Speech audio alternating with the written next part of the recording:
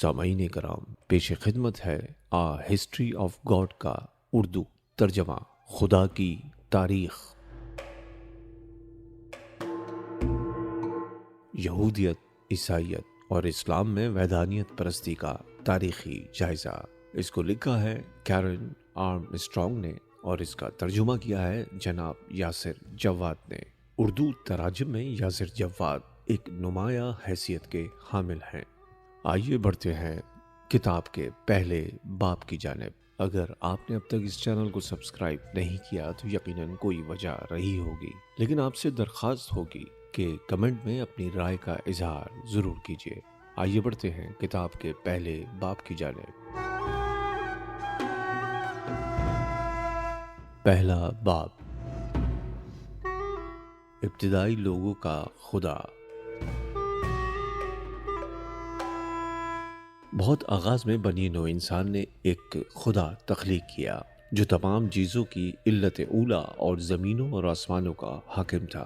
اس کا کوئی معبد، بت اور مقدس رسوم وغیرہ نہ تھی۔ آہستہ آہستہ وہ انسانی شعور سے محو ہوتا گیا۔ وہ انسانوں سے اس قدر دور ہوتا چلا گیا کہ انہوں نے فیصلہ کیا کہ اب وہ کسی کام کا نہیں رہا، یہ محض ایک نظریہ ہے۔ اس کا پرچار فادر ولہم شمڈ نے تصور خدا کا ماخذ میں کیا۔ اس نے کہا کہ کثیر التعداد بتوں کی پرستش شروع ہونے سے پہلے بھی انسان ایک ہی خدا کی عبادت کیا کرتے تھے۔ وہ خدا دنیا کا خالق اور انسانی امور کا نگران تھا۔ اس قسم کے آسمانی خدا کا تصور اب بھی بہت سے افریقی قبائل کے مذہب میں پایا جاتا ہے۔ مسیح سے بھی 4000 برس قبل میسوپوٹیمیا، موجودہ عراق میں لوگ آباد تھے جنہیں سومیریوں کے نام سے جانا جاتا ہے۔ انہوں نے مہذب دنیا کا اولین کلچر قائم کیا تھا۔ سومیریوں نے اپنے شہر اریک اور کش میں خط میخی ایجاد کیا، میناروں میں معابد بنائے اور ایک متاثر کن شریعت تشکیل دی۔ انہوں نے بے مثال ادب اور اساطیر بھی تخلیق کی۔ کچھ ہی عرصے بعد اس خطے پر سامی اقادیوں نے حملہ کر دیا اور انہوں نے سومیر کی زبان اور کلچر اپنا لیا۔ تقریباً 2000 قبل مسیح میں اس سومیری اقادی تہذیب کو آموریوں نے فتح کیا اور بابل کو اپنا دارالحکومت بنایا۔ انجام کار 500 برس بعد اشوریوں نے اشور کے قریب سکونت اختیار کی اور پھر 8ویں صدی کے دوران بابل فتح کر لی۔ اس بابلی روایت نے کنعان کی اسطوریات اور مذہب کو بھی متشکل کیا جو قدیم اسرائیلیوں کی ارض موعودہ بن گیا۔ قدیم دنیا کے دیگر لوگوں کی طرح بابلیوں نے بھی اپنی ثقافتی کامیابیوں کو دیوتاؤں سے منسوب کیا، لہذا بابل کو بھی آسمانی دنیا کا عکس خیال کیا گیا اور اس کے تمام معابد ایک ایک افلاکی محل کا نقش ثانی تھے۔ الوہی دنیا کے ساتھ تعلق کا تہوار سال نو کے جشن کی صورت میں منایا جاتا تھا۔ یہ تہوار 7ویں صدی عیسوی تک پورے زور و شور کے ساتھ جاری رہا۔ اس میں بادشاہ کی تاج پوشی ہوتی اور اسے اگلے سال تک کے لیے مقرر کیا جاتا۔ چنانچہ سیاسی استحکام کے لیے دیوتاؤں کی خوشنودی حاصل کرنا ضروری تھی۔ پرانے مردہ سال کو منسوخ کرنے کے لیے ایک مینڈھا قربان کیا جاتا۔ عوام کے ہاتھوں بادشاہ کی بے عزتی اور کارنیوال بادشاہ کی تخت نشینی ہوتی۔ یہ علامتی کاروائیاں ایک رسوماتی اہمیت رکھتی تھیں۔ وہ اہل بابل کو مقدس قوت یا معنی میں غسل کرنے کے قابل بناتی، جس پر ان کی اپنی تہذیب کا دار و مدار تھا۔ کلچر کو ایک نازک چیز خیال کیا جاتا جو کسی بھی وقت بے ترتیبی اور انتشار کی قوتوں کا شکار ہو سکتا تھا۔ تہوار کے چوتھے دن کی دوپہر کو پروہت اور مغنی مل کر اینیوما ایلش پڑھتے۔ اینیوما ایلش ایک رزمیہ داستان تھی جس میں بے ترتیبی کے خلاف دیوتاؤں کی فتح کا حال بیان کیا گیا تھا۔ یہ کہانی محض ایک علامتی حیثیت رکھتی تھی۔ تخلیق کا لفظی بیان ناممکن تھا کیونکہ اس دور میں کوئی بھی شخص موجود نہیں تھا، چنانچہ انہیں بیان کرنے کے لیے اساطیر اور علامات ہی واحد موزوں طریقہ تھے۔ اینیوما ایلش پر تھوڑا سا غور کرنے سے ہمیں اس روحانیت کا ادراک ہوتا ہے جس نے صدیوں کے بعد ہمارے خالق خدا کو جنم دیا۔ اگرچہ تخلیق کے بارے میں قرآن اور بائبل کے بیانات کافی مختلف ہیں، لیکن یہ عجیب و غریب چیزیں کسی نہ کسی صورت میں ضرور موجود رہیں، بلکہ وہ کافی بعد میں آ کر خدا کی تاریخ میں دوبارہ داخل ہو گئیں۔ کہانی کا آغاز خود دیوتاؤں کی تخلیق کے ساتھ ہوتا ہے۔ اس چیز نے یہودی اور مسلم تصوف میں بہت زیادہ اہمیت اختیار کر لی۔ اینیوما ایلش میں کہا گیا ہے کہ ابتدا میں دیوتا جوڑوں کی صورت میں ایک بے شکل سمندر میں نمودار ہوئے۔ یہاں عدم سے وجود میں آنے کا تصور موجود نہ تھا، جو قدیم دنیا کے لیے ایک نئی بات تھی۔ یہ الوہی خام مال ازل سے ہی موجود تھا۔ جب بابلیوں نے اس ابتدائی مواد کا تصور کرنے کی کوشش کی تو انہوں نے سوچا کہ وہ میسوپوٹیمیا کی دلدلی ویران زمینوں جیسا ہی ہوگا، جہاں سیلاب ہمیشہ انسان کی نازک تعمیرات کے لیے خطرہ بنے رہتے تھے۔ اس کے بعد 3 دیوتا اپسو، دریاؤں کا میٹھا پانی، اس کی بیوی تیامت، کھرا سمندر اور ممو بے ترتیبی کی کوکھ نمودار ہوئے۔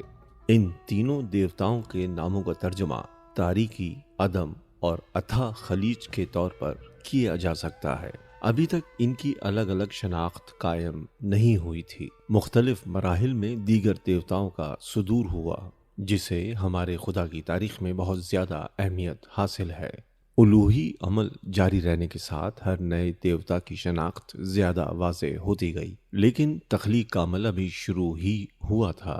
بے ترتیبی اور انتشار کی قوتوں کو مستقل جدوجہد کے ذریعے ہی قابو میں رکھا جا سکتا تھا۔ جوان دیوتا اپنے والدین کے خلاف اٹھ کھڑے ہوئے، لیکن آیا اپنی بیوی تیامت پر غلبہ پانے کے قابل نہ ہو سکا۔ خوش قسمتی سے اس کا اپنا ایک بیٹا سورج دیوتا مردوک تھا، جو الوہی نسل کا کامل ترین نمونہ تھا۔ دیوتاؤں کی ایک اعلیٰ مجلس میں مردوک نے اپنی شرط پر تیامت سے لڑنے کا وعدہ کیا کہ اسے حاکم بنا دیا جائے گا۔ وہ ایک طویل اور مشکل لڑائی کے بعد تیامت کو شکست دینے میں کامیاب ہو گیا۔ اس داستان میں تخلیقیت ایک جدوجہد ہے، تاہم انجام کار مردوخ نے تیامت کی لاش کے اوپر کھڑے ہو کر ایک نئی دنیا تخلیق کرنے کا فیصلہ کیا۔ اس نے تیامت کے جسم کو 2 حصوں میں تقسیم کر کے آسمان کی محراب اور انسانوں کی دنیا بنائی۔ اس کے بعد اس نے ہر چیز کو اس کا مستقل مقام دینے کے لیے قوانین بنائے۔ ترتیب حاصل کرنا لازمی تھی۔ اب بھی فتح مکمل نہیں ہوئی تھی۔ اسے ہر سال خصوصی طریقوں سے دوبارہ قائم کرنا ضروری تھا۔ چنانچہ دیوتا نئی دنیا کے مرکز یعنی بابل میں جمع ہوئے اور ایک معبد تعمیر کیا جہاں آسمانی رسوم ادا کی جا سکتی تھی۔ اس کے نتیجے میں مردوخ کے لیے 7 منزلہ مینار بنا، لا انتہا آسمان کی علامت۔ جب یہ مکمل ہوا تو مردوخ اس کی چوٹی پر بیٹھا اور ارد گرد کھڑے دیوتا پکارے، یہ بابل ہے، دیوتا کا پیارا شہر، تمہارا پسندیدہ گھر۔ اس کے بعد انہوں نے کائنات کے قواعد اور ضوابط بنائے۔ یہ داستان بابلیوں کی نظر میں تہذیب کے داخلی مفہوم کو بیان کرتی ہے۔ وہ اچھی طرح جانتے تھے ان کے اپنے آباء و اجداد نے ہی مینار بابل تعمیر کیا تھا، لیکن اینویلش کی کہانی اس یقین کا اظہار بھی ہے کہ ان کی تخلیقی مہم جوئی الوہی قوت کے عمل دخل کے بغیر ممکن نہیں ہو سکتی تھی۔ اس کے علاوہ وہ بابل کو ایک مقدس مقام بھی خیال کرتے تھے، دنیا کا مرکز اور دیوتاؤں کا مسکن۔ قدیم عہد کے تقریباً سبھی مذاہب میں یہ تصور ملتا ہے۔ آخر کار مردوخ نے انسانیت کی تخلیق کی۔ اس نے کنگو کو مار کر الوہی خون اور خاک کو ملا کر پہلا انسان بنایا۔ دیوتا حیرت اور تحسین کے ساتھ دیکھتے رہے۔ اس کہانی میں ایک نقطہ قابل غور ہے۔ اولین انسان کو دیوتا کے مواد سے بنایا گیا تھا، چنانچہ وہ بھی الوہی فطرت میں شریک تھا، چاہے ایک محدود پیمانے پر ہی صحیح۔ انسانوں اور دیوتاؤں کے مابین کوئی خلیج حائل نہ تھی۔ فطری دنیا، مرد اور عورتیں اور خود دیوتا ایک ہی جیسی فطرت رکھتے تھے، اور ان سب کا ماخذ الوہی تھا۔ الوہیت بنیادی طور پر انسانیت سے مختلف نہ تھی، لہذا دیوتاؤں کے خصوصی کشف یا ایک الوہی شریعت کی کوئی ضرورت نہیں تھی۔ واحد فرق یہ تھا کہ دیوتا زیادہ طاقتور اور لافانی تھے۔ یہ تصور صرف مشرق وسطی تک ہی محدود نہ تھا، یہ ساری قدیم دنیا میں پایا جاتا تھا۔ لگتا ہے کہ مردوخ اور قیامت کی کہانی نے کنعان کے لوگوں کو بھی متاثر کیا، جنہوں نے بال کے بارے میں بھی اسی قسم کی کہانی بیان کی۔ بال زرخیزی اور طوفان کا دیوتا تھا، اور بائبل میں اس کا ذکر اچھے لفظوں میں نہیں آتا۔ سمندروں اور دریاؤں کے دیوتا یم ناہر کے ساتھ بال کی لڑائی کی کہانی 4 صدی عیسوی میں تیار کی گئی مٹی کی لوحوں پر ملتی ہے۔ بال اور یم دونوں ہی کنعانی خدائے اعلیٰ ایل کے ساتھ رہتے تھے۔ ایل کی مجلس میں یم مطالبہ کرتا ہے کہ بال اس کے حوالے کر دیا جائے۔ بال 2 جادوئی ہتھیاروں کی مدد سے یم کو شکست دیتا ہے اور قتل کرنے ہی لگتا ہے کہ ایل کی بیوی اور دیوتاؤں کی ماں عشیرہ درخواست کرتی ہے کہ ایک قیدی کو مارنا رسوا کن فعل ہے۔ بال نادم ہو کر یم کو جانے دیتا ہے، چنانچہ یم کی نمائندگی غسیل سمندر اور دریا کرتے ہیں، جو ہر وقت زمین پر سیلاب لانے کا خطرہ بنے رہتے ہیں، جبکہ بال دیوتا طوفان باد و باران کا دیوتا ہے، زمین کو زرخیز بناتا ہے۔ چنانچہ بہت قدیم مذاہب میں تخلیقیت کو الوہی صفت خیال کیا گیا۔ ہم آج بھی کسی تخلیق کے لیے الہامی یا معجزاتی جیسے لفظ استعمال کرتے ہیں، لیکن بال کا انجام اس کے برعکس ہوتا ہے۔ وہ مر کر موت اور بنجر پن کے دیوتا موت کی دنیا میں اتر جاتا ہے۔ خدائے اعلیٰ ایل اپنے بیٹے کے انجام کی خبر سن کر اپنے تخت سے نیچے اترتا، ٹاٹ کا لباس پہنتا ہے، لیکن اپنے بیٹے کو واپس حاصل نہیں کر پاتا۔ بال کی محبوبہ اور بہن انات الوہی سلطنت میں سے باہر نکلتی اور اپنی جڑواں روح کی تلاش میں جاتی ہے۔ اس کی لاش ملنے پر وہ ایک تعزیتی تقریب کا اہتمام کرتی ہے، موت کو قابو کر کے مار ڈالتی ہے، اس کی لاش کو جلاتی اور راکھ کو کھیت میں بو دیتی ہے۔ دیگر عظیم دیویوں انانا، اشتار اور آئسس کے بارے میں بھی اسی قسم کی کہانیاں ملتی ہیں، جو کسی مردہ دیوتا کو تلاش کر کے مٹی کو ایک نئی زندگی دیتی ہیں۔ ہمیں ادھورے ریکارڈ سے بس اتنا معلوم ہوتا ہے کہ بعد میں بال کو دوبارہ زندہ کر کے انات کے حوالے کر دیا جاتا ہے۔ قدیم کنعان میں کاملیت اور ہم آہنگی کے لیے جنسوں کے ملاپ کو بطور استعارہ استعمال کیا جاتا تھا۔ انسان اس طریقے سے دیوتاؤں کی نقالی کر کے دنیا کی زرخیزی بحال کرنے کی کوشش کیا کرتے تھے۔ دیوتا کی موت، دیوی کی کامیاب تلاش اور الوہی دنیا میں واپسی کی کہانی بہت سی تہذیبوں میں ملتی ہے، اور یہودیوں، عیسائیوں اور مسلمانوں کے وحدانی مذاہب میں بار بار آتی ہیں۔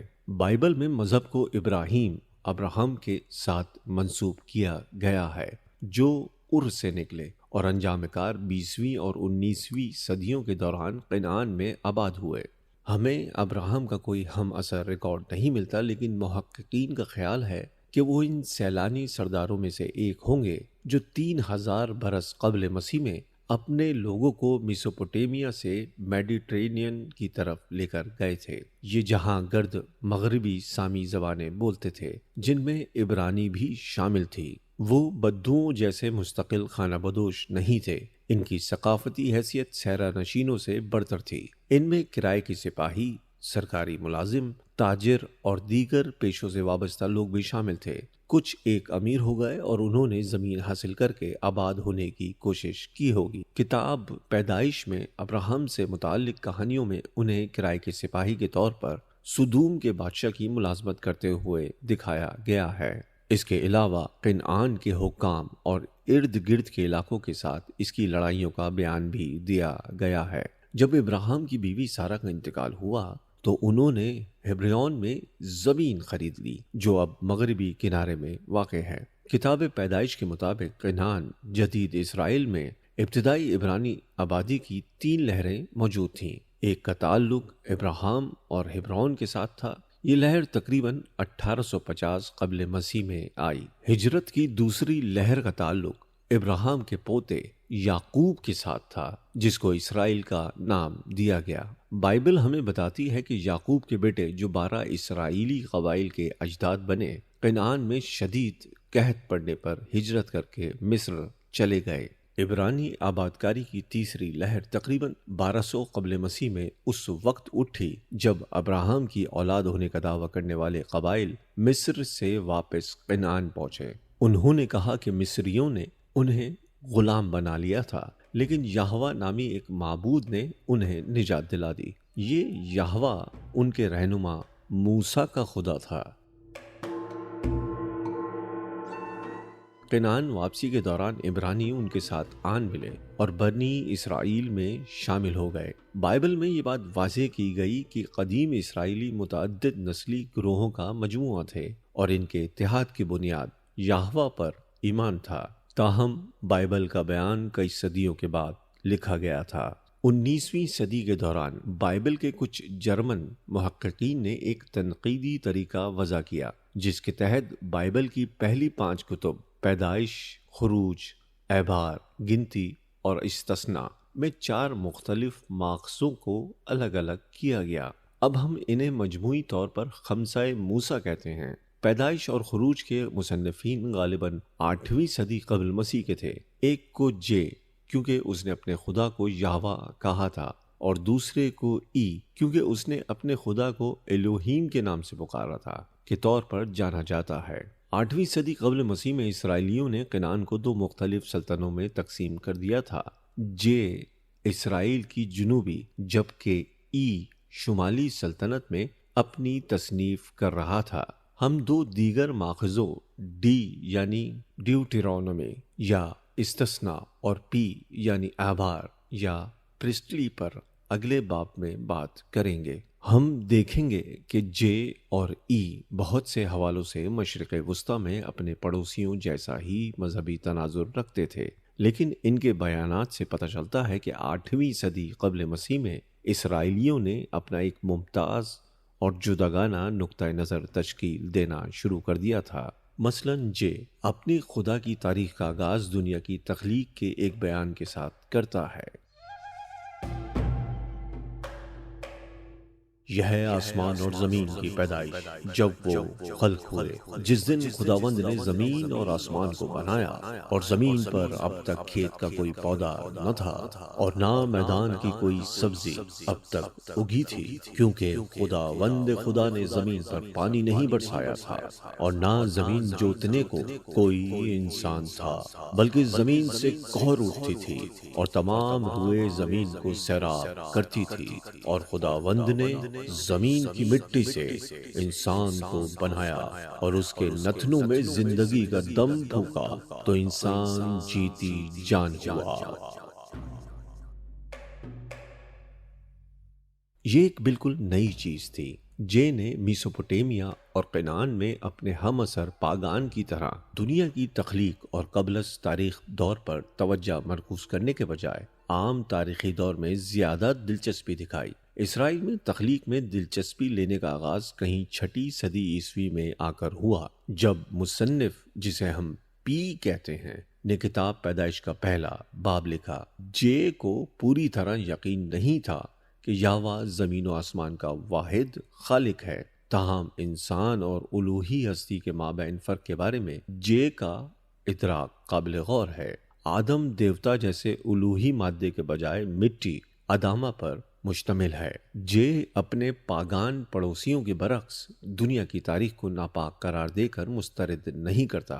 وہ جلدی زمانہ ماقبل تاریخ کے واقعات بیان کرتا ہے اور اساطیری دور کے آخر تک پہنچ جاتا ہے، جس میں سیلاب اور مینار بابل جیسی کہانیاں شامل ہیں۔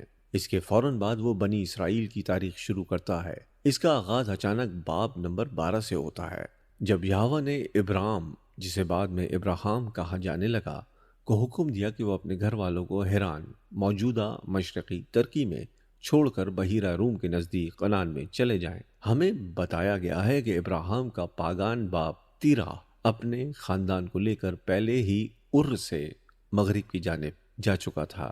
ابراہام کو ملنے والے حکم کے بارے میں جے کے بیان نے اس خدا کی آئندہ تاریخ کے لیے بنیاد طے کر دی۔ قدیم مشرق وسطیٰ میں رسومات اور اسطوریات میں الوہی معنی کا تجربہ کیا جاتا ہے۔ مردوک، بال اور انات سے یہ توقع نہیں کی جاتی تھی کہ وہ اپنے پجاریوں کے معمولات میں کوئی مداخلت کریں گے، تاہم اسرائیل کے خدا نے اپنی طاقت کو حقیقی دنیا کے جاری واقعات میں مؤثر بنایا۔ اس کا پہلا حکم یہ تھا کہ ابراہام اپنے لوگوں کو ساتھ لیں اور سرزمین کنعان کی جانب ہجرت کر جائیں۔ لیکن یہوہ کون ہے؟ کیا ابراہم بھی موسیٰ والے خدا کی ہی عبادت کرتے تھے، یا کیا وہ اسے کسی مختلف نام سے جانتے تھے؟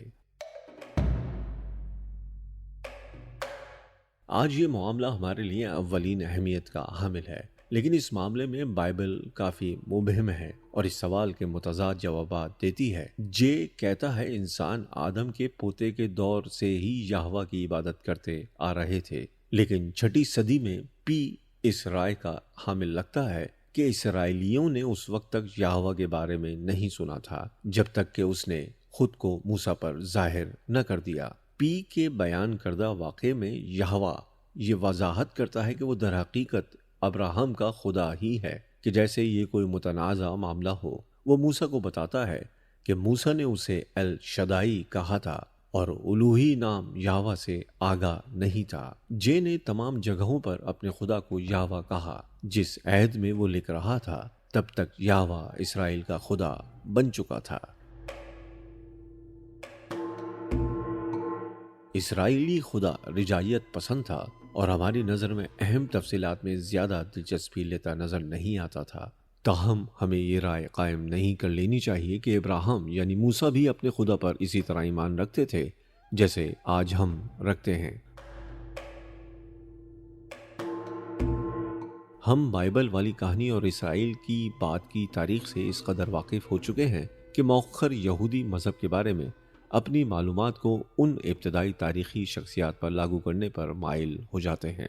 اسی کی مطابقت میں ہم یہ فرض کر لیتے ہیں کہ اسرائیل کے تینوں اجداد ابراہم، ان کا بیٹا اسحاق اور ان کا بیٹا یعقوب وحدانیت پرست تھے، کہ وہ صرف ایک خدا پر ایمان رکھتے تھے۔ معاملہ کچھ مختلف معلوم ہوتا ہے۔ غالباً انہیں ابتدائی عبرانی پاگان کہنا زیادہ درست ہوگا، جو اپنے کنعانی پڑوسیوں کے ساتھ بہت سے مشترک عقائد رکھتے تھے۔ یقیناً وہ مردوق، بعال اور انات جیسے دیوتاؤں کی موجودگی پر یقین رکھتے ہوں گے۔ ان کا معبود ایک ہی نہیں ہوگا۔ یہ ممکن ہے کہ ابراہم کا خدا اسحاق کا خوف اور رشتہ دار اور یعقوب کا قوت مطلق تینوں مختلف ہوں۔ ہم کچھ مزید آگے بھی جا سکتے ہیں۔ یہ عین ممکن ہے کہ ابراہم کا خدا کنعان کا خدا اعلیٰ ایل ہی ہو۔ دیوتا نے ابراہم سے اپنا تعارف ایل شدائی یعنی پہاڑ کا ایل کے طور پر کروایا۔ یہ ایل کا روایتی لقب تھا۔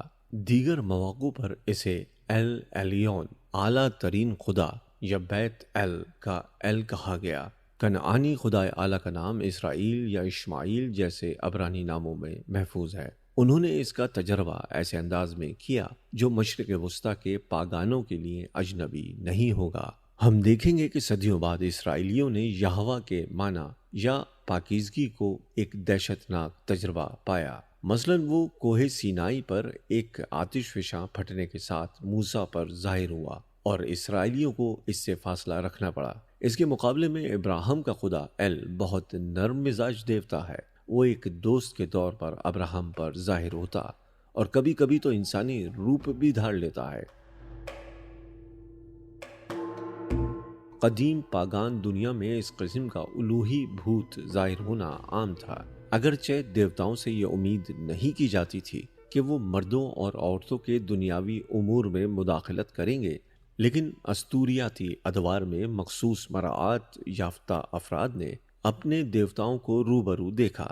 ایلیڈ اس قسم کی تمثیلات سے بھری پڑی ہے۔ ایلیڈ کے اختتام پر ایک ملکوتی حسن کا مالک نوجوان پریام کو یونانی جہازوں کی جانب لے کر جاتا ہے اور آخر کار دکھاتا ہے کہ اصل میں وہ ہرمیس دیوتا ہے۔ یونانیوں نے جب اپنے ہیروز کے عہد زری پر نگاہ ڈالی تو انہوں نے محسوس کیا کہ دیوتا ان کے ساتھ قریبی تعلق رکھتے تھے اور دیوتاؤں کی فطرت بھی کافی حد تک انسانوں جیسی تھی۔ دیوتاؤں کے ظہور کی ان کی کہانیوں نے پاگان نظریہ کلیت ہولسٹک کو بیان کیا، جب الوہی ذات فطرت یا انسانیت سے زیادہ مختلف نہ تھی۔ اسے بڑی مسرت کے ساتھ تجربہ کیا جا سکتا تھا۔ دنیا دیوتاؤں سے لبریز تھی۔ لگتا ہے کہ عام لوگوں کے خیال میں دیوتا سے روبروئی ان کی اپنی زندگیوں میں بھی عین ممکن تھی۔ یہ بات غالباً رسولوں کے اعمال کی ایک عجیب و غریب کہانی کی وضاحت کرتی ہے۔ جب پہلی صدی عیسوی میں لائسٹرا کے لوگوں نے پال اور اس کے شاگرد بارناباس کو غلطی سے زیس اور ہرمس سمجھا تھا۔ اسی طرح جب اسرائیلیوں نے اپنے عہد زرعی پر نظر ڈالی تو انہوں نے ابراہیم، اسحاق اور یعقوب کو اپنے دیوتا کے ساتھ جانے پہچانے انداز میں زندگی بسر کرتے دیکھا۔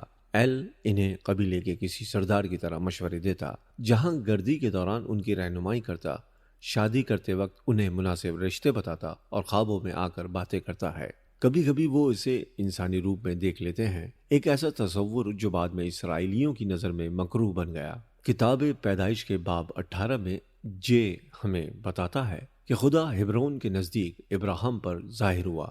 ابراہیم نے دیکھا کہ دن کے گرم ترین حصے میں 3 مسافر اس کے خیمے کی جانب آ رہے تھے، مخصوص مشرقی ایشیائی مہمان نوازی کے ساتھ۔ اس نے اصرار کیا کہ وہ کچھ دیر بیٹھ کر آرام کریں اور اس دوران ان کے لیے کچھ کھانے کو لینے چلا گیا۔ گفتگو کے دوران نہایت فطری انداز میں یہ انکشاف ہوا کہ ان میں سے ایک آدمی خدا تھا، جسے ہمیشہ یہوہ کہہ کر پکارتا ہے۔ دوسرے 2 آدمی فرشتے نکلے۔ کوئی بھی اس واقعے سے حیرت زدہ نظر نہیں آتا۔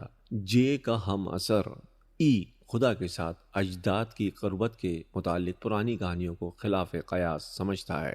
خدا کے ساتھ ابراہیم یا یعقوب کے لین دین کے بارے میں کہانی سناتے وقت وہ کم استعاراتی انداز استعمال کرتا ہے، تاہم وہ یہ بھی بتاتا ہے کہ خدا ایک فرشتے کے ذریعے ابراہیم سے بات کرتا ہے۔ یعقوب نے بھی کئی مرتبہ ظہور کا تجربہ کیا۔ ایک موقع پر اس نے واپس حران جا کر رشتہ داروں کے درمیان اپنی بیوی تلاش کرنے کا فیصلہ کیا تھا۔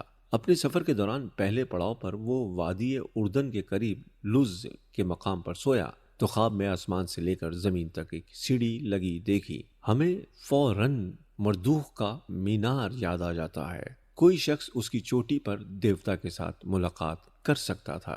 یعقوب نے خواب میں سیڑھی کی بالائی حد پر ایل کو دیکھا، جس نے اس پر رحمت نازل کی اور ان وعدوں کی تجدید کی جو اس نے ابراہیم کے ساتھ کیے تھے۔ یعقوب کی اولادیں ایک طاقتور قوم کی صورت میں کنعان کی مالک بنیں گی۔ اس نے ایک اور وعدہ بھی کیا تھا جس پر ہم آگے چل کر بات کریں گے۔ پاگان مذہب عموماً کسی ایک خطے تک محدود ہوا کرتا تھا۔ دیوتا کا اختیار کسی مخصوص علاقے تک ہی تھا اور سفر کے دوران ہر جگہ کے مقامی دیوتا کی عبادت کرنا ہی دانش مندی تھی۔ لیکن ایل نے یعقوب سے وعدہ کیا کہ جب وہ کنعان سے باہر جائے گا اور اجنبی سرزمینوں میں بھٹکے گا تو وہ اس کی حفاظت کرے گا۔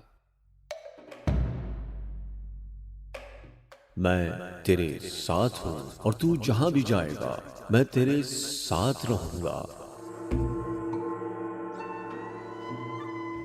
ظہور کی یہ قدیم کہانی دکھاتی ہے کہ کنعان کے خدائے اعلی نے زیادہ ہماگیریت حاصل کرنا شروع کر دی تھی۔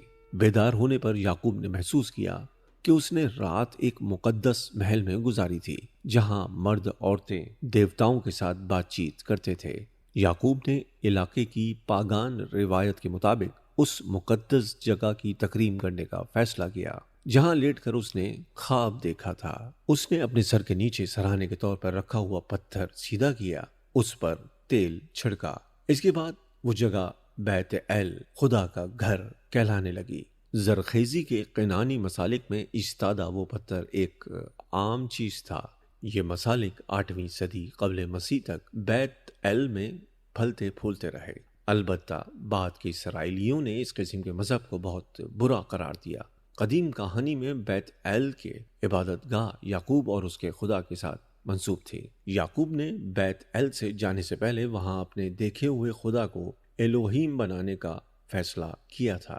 یہ ایک تکنیکی اصطلاح تھی جس میں انسانوں کے لیے دیوتاؤں کا ہر مفہوم شامل تھا۔ یعقوب نے فیصلہ کیا تھا کہ اگر ایل واقعی حران میں اس کی حفاظت کر سکتا ہے تو وہ بڑا بارسوخ ہوگا۔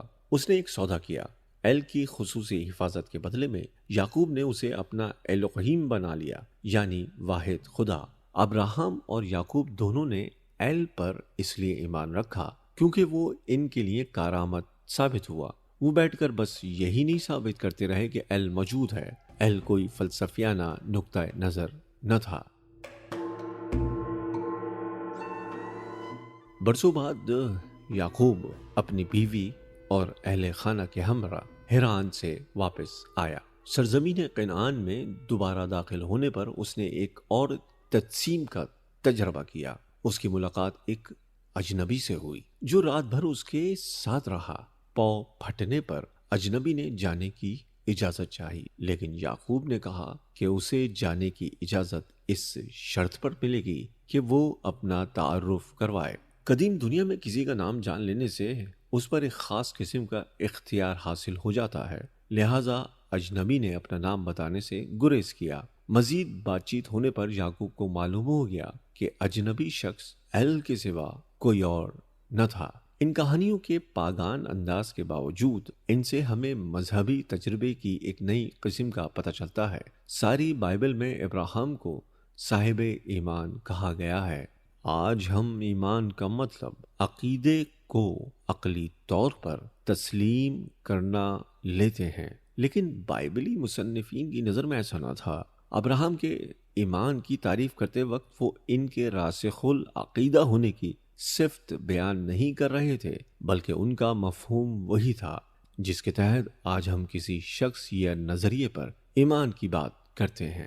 بائبل میں ابراہیم اس لیے صاحب ایمان ہے کیونکہ انہیں بھروسہ ہے کہ خدا اپنے وعدے پورے کرے گا، چاہے وہ وعدے کتنے ہی غیر منطقی ہوں۔ ابراہیم ایک عظیم قوم کے باپ کیسے بن سکتے تھے جبکہ ان کی زوجہ سارہ بانجھ تھیں؟ ان کی بچہ جننے کی عمر بھی گزر چکی تھی۔ ابراہیم اور سارہ یہ وعدہ سننے پر قہقہہ مار کر ہنسے، لیکن جب حیرت انگیز طور پر ان کے ہاں بیٹے کی پیدائش ہوئی تو انہوں نے اس کا نام اسحاق یعنی قہقہہ رکھا۔ اس وقت ہنسنا مہنگا پڑ گیا جب خدا نے ایک عجیب و غریب مطالبہ کر دیا۔ ابراہیم کو اپنا بیٹا ذبح کرنا ہوگا۔ قرآن پاک کے مطابق حضرت اسحاق نے اپنے بیٹے اسماعیل کو خدا کے حکم پر قربان کیا تھا، تاہم مصنف نے اسحاق کی قربانی کا ذکر ہی کیا ہے جس کی وجہ معلوم نہیں۔ پاگان دنیا میں انسانی قربانی عام تھی۔ یہ ظالمانہ ہونے کے ساتھ ساتھ ایک منطق اور استدلال کی حامل بھی تھی۔ یقین کیا جاتا ہے کہ اولین بچہ دیوتا کا ہوتا ہے، چنانچہ ماں کو حاملہ کرنے میں دیوتا کی توانائی خرچ ہوتی تھی، لہٰذا اس کی توانائی بحال کرنے کے لیے اولین بچے کو اس کے حضور قربان کر دیا جاتا تھا۔ اسحاق خدا کا ایک تحفہ تھے، توانائی کو بحال کرنے کی ضرورت نہ تھی۔ در حقیقت یہ قربانی ابراہیم کی ساری زندگی کو بے معنی بنا دینے کے مترادف تھی، جن کے ساتھ خدا نے وعدہ کیا تھا کہ وہ ایک عظیم قوم کے باپ بنیں گے، لیکن ابراہیم نے خدا پر بھروسہ کرنے کا فیصلہ کیا۔ وہ اسحاق کو ساتھ لے کر کوہ موریا کی جانب روانہ ہوئے، جہاں بعد میں یروشلم کا معبد تعمیر کیا گیا۔ جب ابراہیم نے اپنے بیٹے کے گلے پر چھری رکھ دی تو خدا نے اسے محض ایک آزمائش قرار دے کر اپنا حکم منسوخ کر دیا۔ ابراہیم نے اپنے آپ کو ایک عظیم قوم کا باپ بننے کے قابل ثابت کر دیا تھا۔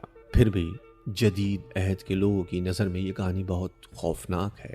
یہ خدا کو ایک متلون مزاج جابر حاکم کے طور پر دکھاتی ہے۔ مصر سے خروج کی داستان بھی جدید ذہنیت کے لیے اتنی ہی ناگوار ہے۔ ہم سب لوگ اس کہانی کے بارے میں جانتے ہیں۔ فرعون بنی اسرائیل کو جانے کی اجازت نہیں دینا چاہتا تھا، چنانچہ خدا نے اپنی بات منوانے کے لیے مصریوں پر 10 خوفناک قحط نازل کیے۔ دریائے نیل کو خون سے بھر دیا گیا اور فصلوں کو تباہ کرنے کے لیے ٹڈی دل کے حملے کروائے۔ سارے ملک پر تاریکی مسلط کر دی گئی۔ آخر میں خدا نے موت کے فرشتے کو بھیجا کہ وہ مصریوں کے اولین بیٹوں کو ہلاک کر دے۔ ظاہر ہے کہ فرعون نے اسرائیلیوں کو جانے کی اجازت دے دی، لیکن بعد میں پچھتایا اور اپنی افواج کو ان کے تعاقب میں لگا دیا۔ فوج نے انہیں بحیرہ احمر پر جا لیا، لیکن خدا نے سمندر کو 2 حصوں میں تقسیم کر کے بنی اسرائیل کو بچا لیا اور فرعون اور اس کی فوج کو ڈبو دیا۔ یہ ایک ظالم، بے رحم اور جانبدار خدا ہے۔ ایک دیوتائے جنگ جسے یہوہ ثبوت یعنی رب الافواج کا نام دیا گیا، وہ اپنے پسندیدہ لوگوں کے سوا کسی کا خیر خواہ نہیں اور محض ایک قبائلی دیوتا جیسا ہے۔ اگر یہوہ اسی قسم کا خدا رہتا تو اس کا جلد از جلد غائب ہو جانا ہی ہر ایک کے فائدے میں تھا۔ بائبل میں بیان کردہ خروج کی کہانی کا آخری حصہ واقعات کا لفظی بیان نہیں ہے، تاہم یہ قدیم مشرق وسطیٰ کے لیے ایک واضح پیغام ہوگا جو دیوتاؤں کی جانب سے سمندروں کے دو حصوں میں تقسیم ہونے کے عادی تھے، مگر یہوہ کے حکم پر سمندر کے دو حصوں میں تقسیم ہونے کا واقعہ تاریخی ادوار میں بیان کیا گیا تھا۔ یہ حقیقت پسندی کی ہلکی سی کوشش تھی۔ اسرائیل اپنے خروج کی داستان روایت کرتے وقت تاریخی درستگی میں اتنی دلچسپی نہیں رکھتے ہوں گے جتنی کہ ہم آج رکھتے ہیں۔ اس کے بجائے انہوں نے اصل واقعے کی اہمیت پیش کرنے کی کوشش کی۔ کچھ جدید محققین کا کہنا ہے کہ خروج کی کہانی مصر کی اشرافیہ اور اس کے کنعانی حلیفوں کے خلاف کسانوں کی کامیاب بغاوت کا اساطیری بیان ہے۔ ہم دیکھیں گے کہ یہوہ پہلے جیسا تشدد پسند اور ظالم دیوتا نہ رہا۔ یہ بات حیرت انگیز معلوم ہوگی کہ اسرائیلیوں نے اسے ماوریت اور رحم کی علامت میں تبدیل کر دیا۔ محققین کا کہنا ہے کہ یہوہ اصل میں ایک جنگجو اور آتش فشاؤں کا دیوتا تھا۔ ہم یہ کبھی نہیں جان سکیں گے کہ اسرائیلیوں نے اس خدا کا تصور کہاں سے لیا۔ یہ سوال بھی آج تو ہمارے لیے اہمیت کا حامل ہو سکتا ہے، لیکن بائبلی مصنفین کی نظر میں اس کی کوئی اہمیت نہ تھی۔ 200 تا 800 قبل مسیح کے دور کو ایکزیل عہد کا نام دیا گیا ہے۔ مہذب دنیا کے تمام اہم خطوں میں لوگوں نے نئے تصورات تشکیل دیے جو طویل عرصے تک اہم اور فیصلہ کن کردار ادا کرتے رہے۔ وہ نئے مذہبی نظام، معاشی اور معاشرتی حالات میں تبدیلی کے عکاس تھے۔ کچھ نامعلوم وجوہات کی بنا پر تمام بڑی تہذیبیں ایک ہی جیسے راستے پر گامزن ہوئیں، حالانکہ اس وقت ان کے مابین کوئی تجارتی رابطہ بھی نہ تھا۔ مثلا چین اور یورپی خطے کے درمیان خوشحالی کی ایک نئی لہر نے تاجر طبقہ پیدا کیا۔ طاقت بادشاہ اور پروہت معبد اور محل سے منڈی میں منتقل ہو رہی تھی۔ نئی دولت نے عقلی اور ثقافتی رنگا رنگی پیدا کی اور انسانی ضمیر کو بھی ترقی دی۔ شہروں میں تبدیلی کی رفتار تیز ہونے پر نابرابری اور استحصال زیادہ واضح ہو گیا، اور لوگ یہ محسوس کرنے لگے کہ ان کا اپنا طرز عمل آئندہ نسلوں کی تقدیر بنا سکتا ہے۔ ہر خطے نے ان مسائل سے نمٹنے کے لیے الگ الگ آئیڈیالوجی بنائی۔ چین میں تاؤ مت اور کنفیوشس مت، ہندوستان میں ہندو مت اور بدھ مت، اور یورپ میں فلسفیانہ استدلال۔ مشرق وسطیٰ نے کوئی ہمگیر رجحان پیش نہ کیا، لیکن ایران میں زرتشت اور اسرائیل میں عبرانی پیغمبروں نے وحدانیت کی نئی صورتوں کو ترقی دی۔ یہ بات شاید آپ کو عجیب معلوم ہو کہ اس دور کی دیگر عظیم بصیرتوں کی طرح خدا کا نظریہ بھی منڈی کی معیشت میں پیدا ہوا۔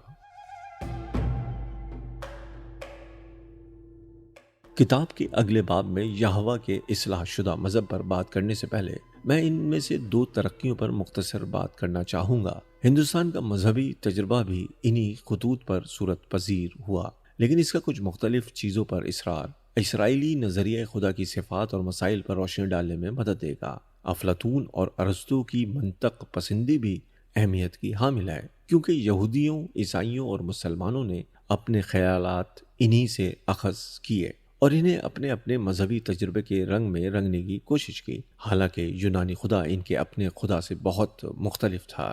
17ویں صدی قبل مسیح میں موجودہ ایران کے علاقے سے آریاؤں نے وادی سندھ پر حملہ کیا اور وہاں کے باشندوں کو متی بنا لیا۔ انہوں نے مفتوحہ علاقے پر اپنے مذہبی خیالات کا اطلاق کیا، جو اب ہمیں رگوید نامی مجموعے میں ملتے ہیں۔ وہاں آپ کو بہت سے دیوتا نظر آئیں گے جن کی خصوصیات کافی حد تک مشرق وسطیٰ کے دیوتاؤں جیسی ہے۔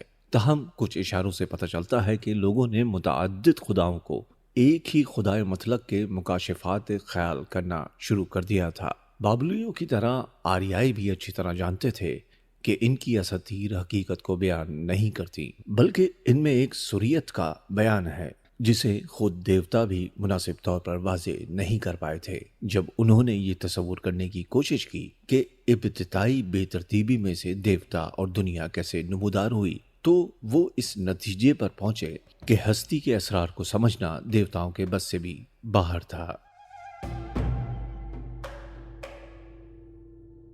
ویدوں کے مذہب نے زندگی کے ماخذوں کی وضاحت کرنے یا فلسفیانہ سوالات کے دقیق جوابات دینے کی کوشش نہ کی۔ اس کی بجائے اس کا مقصد لوگوں کو ہستی کا جلال اور ہیبت محسوس کرنے کے قابل بنانا تھا۔ اس نے سوال زیادہ اٹھائے اور جواب کم دیے۔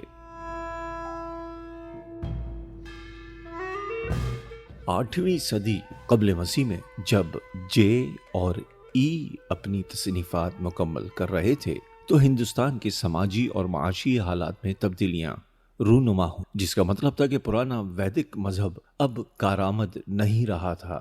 آریاؤں کے حملے نے مقامی باشندوں کے جو خیالات دبا دیے تھے انہوں نے دوبارہ سر اٹھایا اور ایک نئی مذہبی بھوک پیدا کی، نظریہ کرم۔ یہ نظریہ کہ زندگی کے دوران کیے ہوئے اچھے یا برے اعمال ہی اچھی یا بری تقدیر بناتے ہیں میں دوبارہ دلچسپی پیدا ہونے سے لوگ انسانوں کے غیر ذمہ دارانہ طرز عمل کا الزام دیوتاؤں کو دینے پر کم مائل تھے۔ دیوتاؤں کو واحد ماورائی حقیقت کی علامت کے طور پر دیکھا جانے لگا۔ ویدک مذہب قربانی کی رسوم سے لبریز ہو گیا تھا، لیکن پرانے ہندوستانی یوگا میں دلچسپی دوبارہ پیدا ہونے کا مطلب تھا کہ لوگ صرف ظاہر پرستی پر زور دینے والے مذہب سے اکتا گئے تھے۔ قربانی اور رسوم ہی کافی نہیں تھیں، وہ اپنی رسوم کے داخلی مفہوم تلاش کرنا چاہتے تھے۔ ہم دیکھیں گے کہ اسرائیل کے پیغمبروں نے بھی اسی قسم کی بے اطمینانی محسوس کی۔ ہندوستان میں دیوتاؤں کی اہمیت کم ہو گئی تھی، مذہبی استاد یا گرو کا درجہ زیادہ بڑھ گیا تھا، جسے دیوتاؤں سے بھی برتر خیال کیا جانے لگا۔ یہ انسانیت کی زبردست قدر افزائی اور اپنی قسمت کو اپنے اختیار میں لینا تھا۔ ہندو مت اور بدھ مت کے نئے مذاہب نے دیوتاؤں کے وجود سے انکار نہ کیا، نہ ہی لوگوں کو ان کی عبادت کرنے سے روکا۔ ان کے خیال میں اس قسم کا جبر تباہ کن ہو سکتا تھا۔ اس کے بجائے ہندوؤں اور بدھوں نے دیوتاؤں سے برتر ہونے کی نئی راہیں اختیار کی۔ 8ویں صدی قبل مسیح کے دوران رشیوں نے اپنے مقالوں میں ان مسائل پر بات کرنا شروع کی، جنہیں آرنک اور اپنشد کہا جاتا ہے۔ ان کا مجموعہ ویدانت یعنی ویدوں کا اختتام کہلاتا ہے۔ 8ویں صدی قبل مسیح میں 200 کے قریب اپنشد لکھے جا چکے تھے۔ ہمیں ہندو مت کو کسی ایک ہی تعریف میں لپیٹنے سے گریز کرنا چاہیے۔ اس میں بہت سے مختلف نظام ساتھ ساتھ چلتے ہیں، لیکن اپنشدوں نے دیوتا پن کا ایک جدا گانا نظریہ پیش کیا۔ یہ دیوتائی کیفیت دیوتاؤں سے ماورا لیکن تمام چیزوں میں سرائیت پذیر ہے۔ ویدک عہد میں لوگوں نے رسومات اور قربانیوں میں ایک مقدس طاقت کا تجربہ کیا تھا۔ انہوں نے اس مقدس طاقت کو برہمن کا نام دیا۔ مذہبی طبقے برہمن کے بارے میں تصور کیا جاتا ہے کہ وہ بھی اسی طاقت کے حامل ہیں۔ آہستہ آہستہ برہمن کا مطلب ہی ایک قوت بن گیا جو ہر چیز کو قائم رکھے ہوئے تھی۔ ساری دنیا کو ایک الوہی فعالیت کے طور پر دیکھا گیا جس کا ماخذ برہمن تھا۔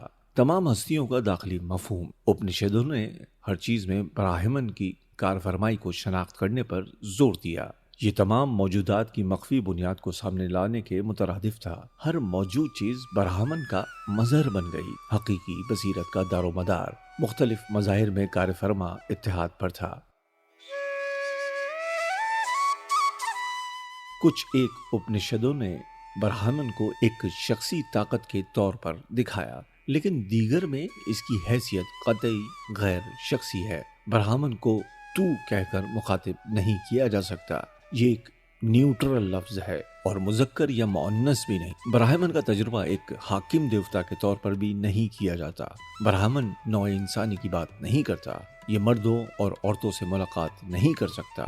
یہ اس قسم کی تمام انسانی سرگرمیوں سے ماورا ہے۔ ہندو مت میں خدا کو دنیا میں شامل ایک ہستی کے طور پر نہیں دیکھا جاتا، چنانچہ یہ دنیا کے ساتھ کوئی مشابہت نہیں رکھتا۔ منطق کے ذریعے اس کو سمجھا نہیں جا سکتا تھا۔ وہ صرف ایک تجربے انوبھو کے توسط سے ہم پر خود کو آشکار کرتا ہے، جسے الفاظ یا تصورات میں بیان نہیں کیا جا سکتا۔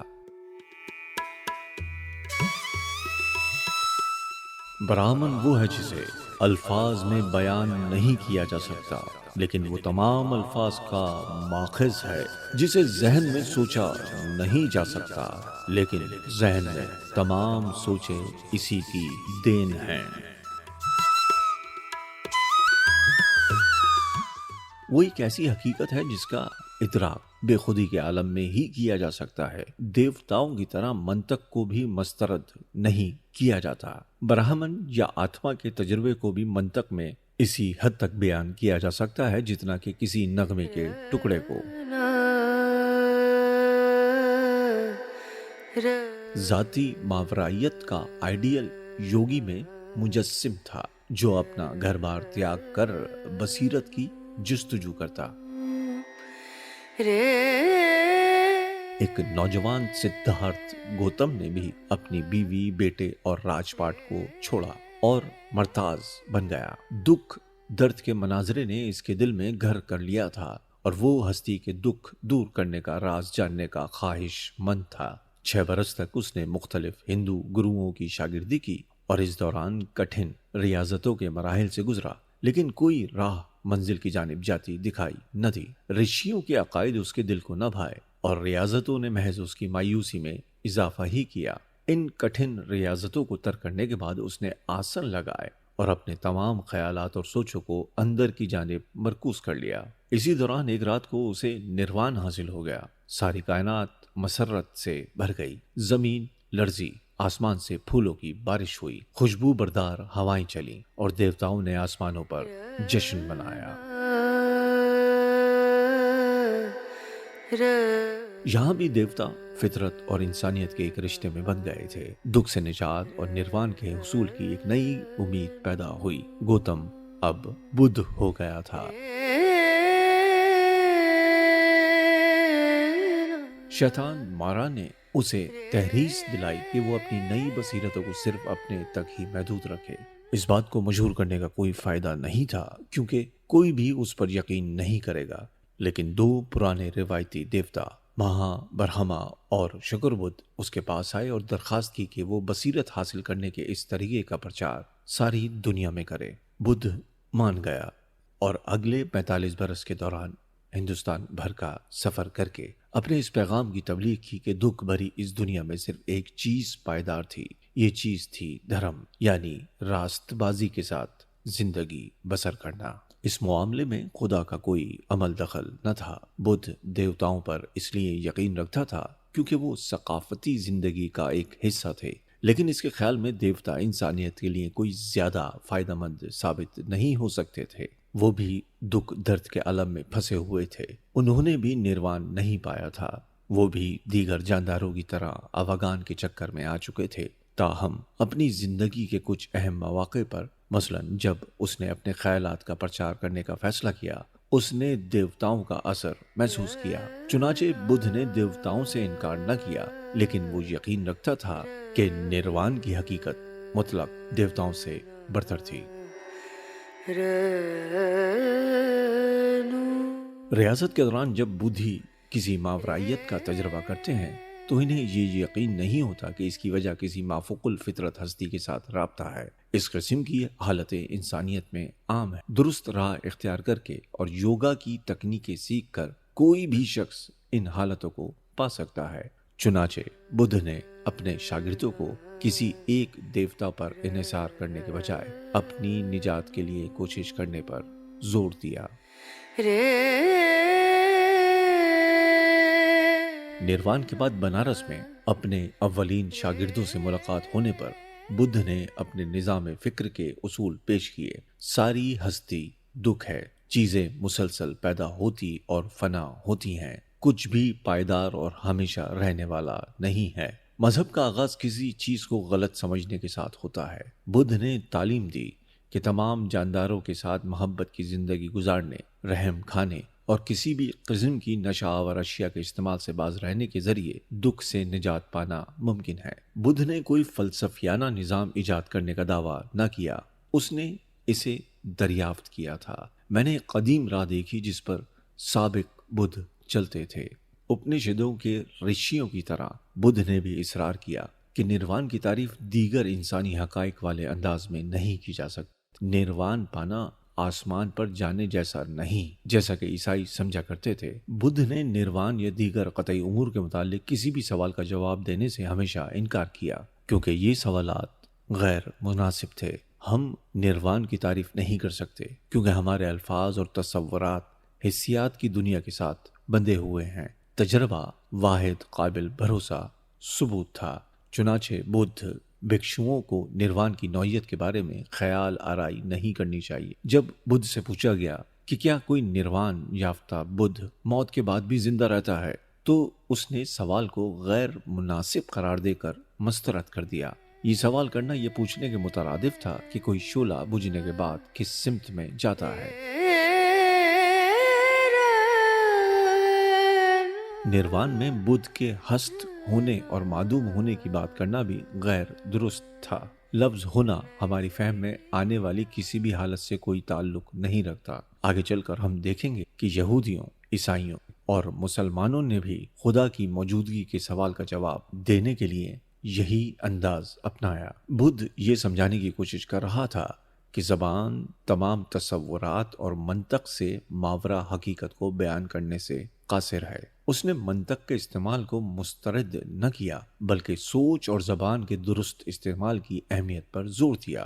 اس نے کہا کہ کسی شخص کی دینیات یا عقائد بھی غیر ضروری تھے، وہ دلچسپ تو ہو سکتے تھے لیکن ان کی کوئی اہمیت نہ تھی۔ واحد اہم چیز اچھی زندگی تھی۔ بدھی اگر سچائی کو منطقی انداز میں بیان کرنے کی کوشش کیے بغیر اچھی زندگی گزاریں تو انہیں دھرم کا اصل مفہوم معلوم ہو جائے گا۔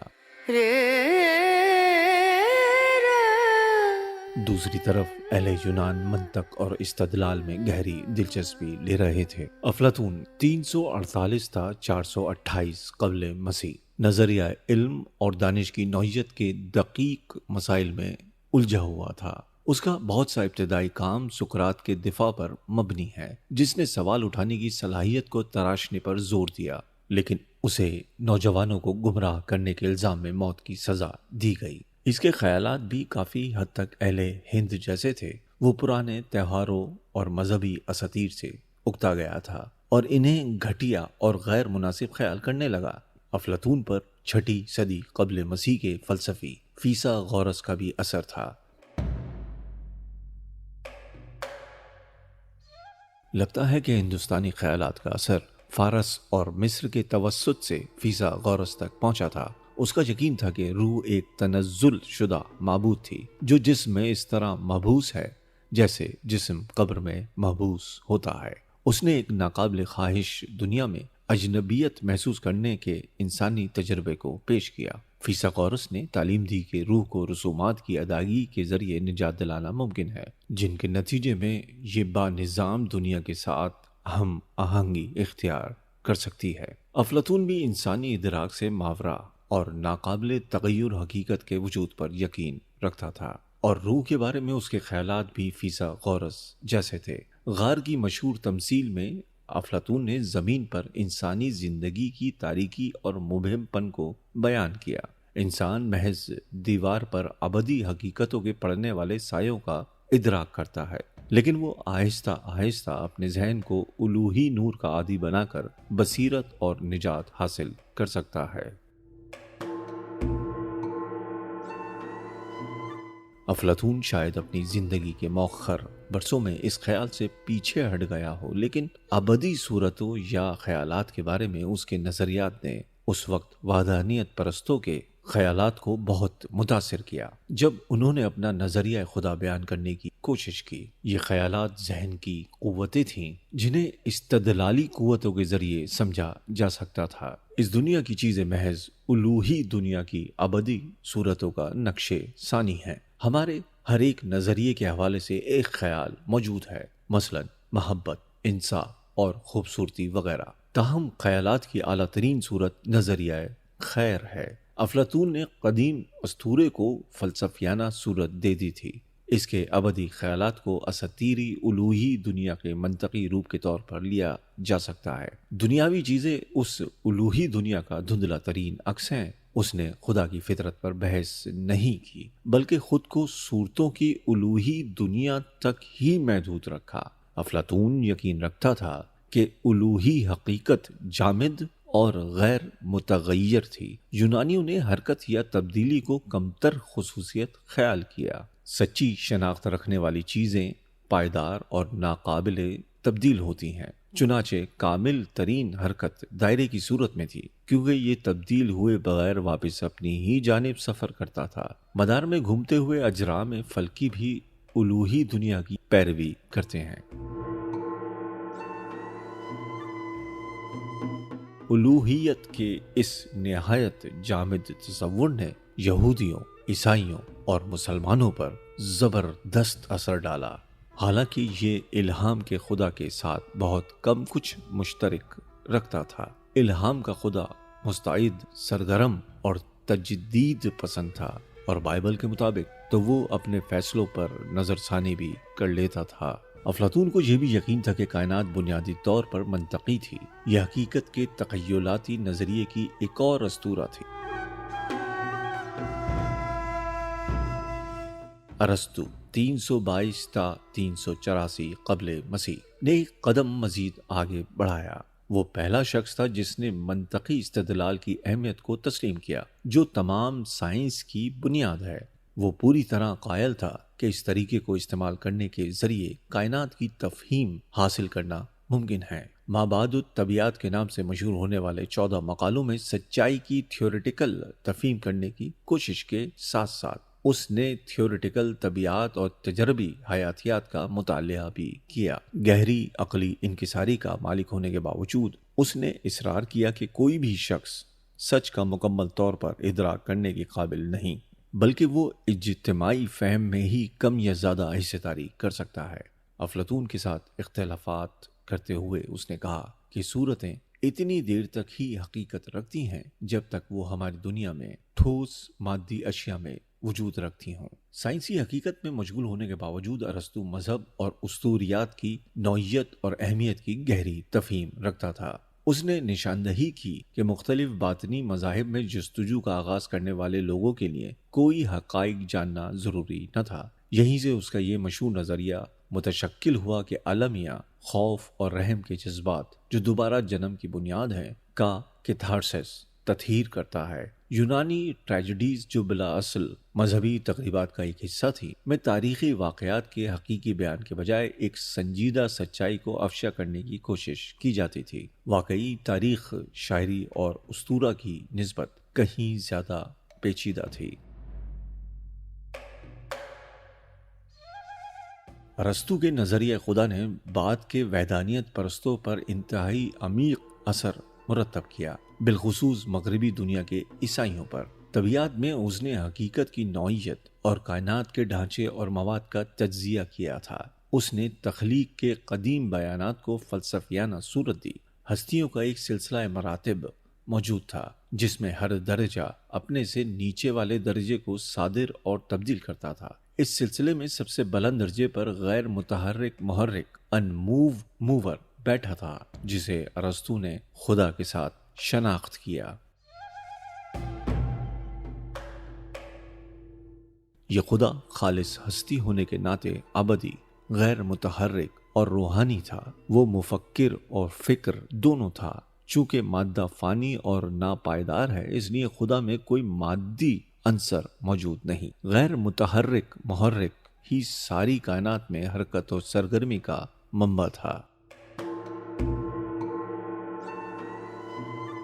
ارسطو کے نظام میں غیر متحرک محرک کو اہم حیثیت حاصل ہونے کے باوجود اس کا خدا بہت کم مذہبی پہلو رکھتا تھا۔ اس نے دنیا تخلیق نہیں کی تھی کیونکہ اس میں تبدیلی اور ناپائیداری کا عمل جاری و ساری تھا۔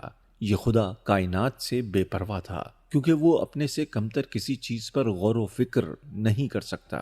وہ ہماری زندگیوں پر اثر انداز ہونے سے قاصر تھا۔ یہ کھلا سوال ہے کہ آیا خدا کائنات کی موجودگی کے بارے میں جانتا بھی ہے یا نہیں؟ اس قسم کے خدا کی موجودگی کا سوال بالکل اضافی ہوگا۔ ارسطو نے اپنی زندگی کے مؤخر حصے میں اس نظریے سے منہ موڑ لیا ہوگا۔ افلاطون اور ارسطو دونوں ہی انفرادی ضمیر، اچھی زندگی اور معاشرے میں انصاف کے مسئلے کے بارے میں متفکر تھے، تاہم ان کی سوچ اشرافی تھی۔ چنانچہ ہم نے دیکھا کہ ایکزیل عہد کی نئی آئیڈیالوجیز میں اس حوالے سے مجموعی طور پر اتفاق رائے پایا جاتا تھا کہ انسانی زندگی میں ایک لازمی ماورائی عنصر موجود تھا۔ مختلف اہل فکر نے اس ماورائیت کی تعبیر مختلف انداز میں کی، لیکن وہ سب اسے مردوں اور عورتوں کی کاملیت کے لیے نہایت اہم خیال کرتے تھے۔ انہوں نے پرانی اسطوریات کو قطعاً مسترد کرنے کے بجائے ان کی تعبیر نو کی اور لوگوں کو ان سے بالاتر ہو کر سوچنے میں مدد دی۔ جب یہ عارضی آئیڈیالوجیز تشکیل پذیر ہو رہی تھیں تو اسرائیل کے پیغمبروں نے بدلتے حالات کا مقابلہ کرنے کی خاطر اپنی روایات بنائی اور ان کے نتیجے میں یہوہ واحد خدا بن گیا۔